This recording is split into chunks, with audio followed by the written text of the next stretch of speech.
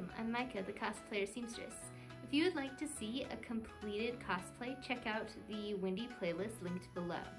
Today we're going to be starting the 8th cosplay for this channel. But before that, remember to like the video and subscribe to the channel.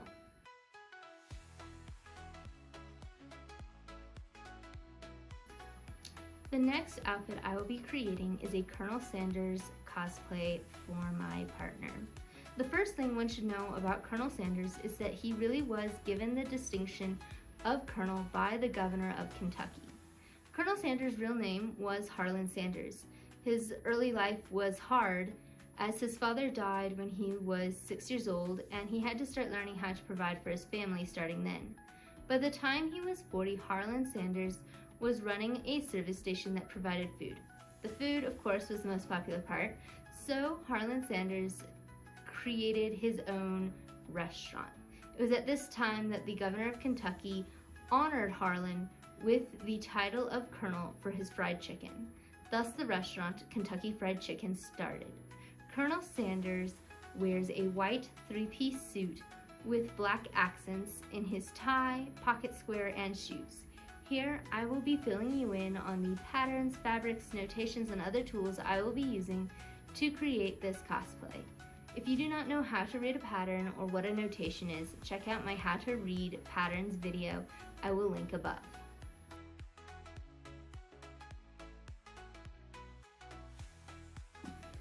For this cosplay, I will be using this pattern for the pants. I already owned this pattern as I got it for the Dr. Doofenshmirtz cosplay.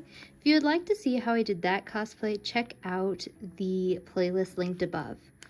I will be doing design B. For the jacket, I will be combining this vest pattern that I got from Hobby Lobby for $16 and this lab coat pattern that I already owned. I will be doing design C in the vest.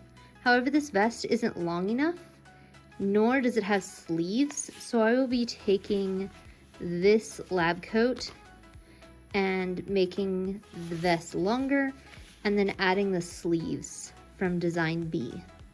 I will also not be making a white button-down shirt as my partner already has so many of those to choose from.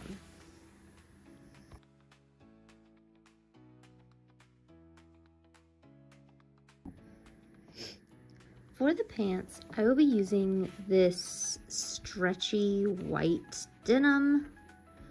I needed 2 3/4 yards of this, and it cost $35. I will be using this white sateen for the jacket. I decided to buy extra of this just in case, as I will be combining patterns and I wanted to make sure I had enough. I bought 3 yards and it cost $40. I got both of these fabrics at Joann's and they were 30% off. I will also need interfacing.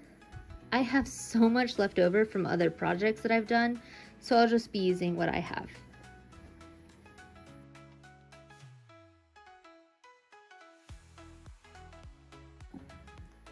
There were several notations as well. First, I will be using this white thread. I already own so many spools of white thread, so I didn't need to get more. I also needed a 7-inch zipper. Unfortunately, Hobby Lobby did not have a white 7-inch zipper, so I had to settle for a 9-inch zipper. I can fix the length later. I got this at Hobby Lobby for $1. I will also need 8 buttons for the vest. I got these from Hobby Lobby for $2. I will also need hook and eye closures. I already own these as well.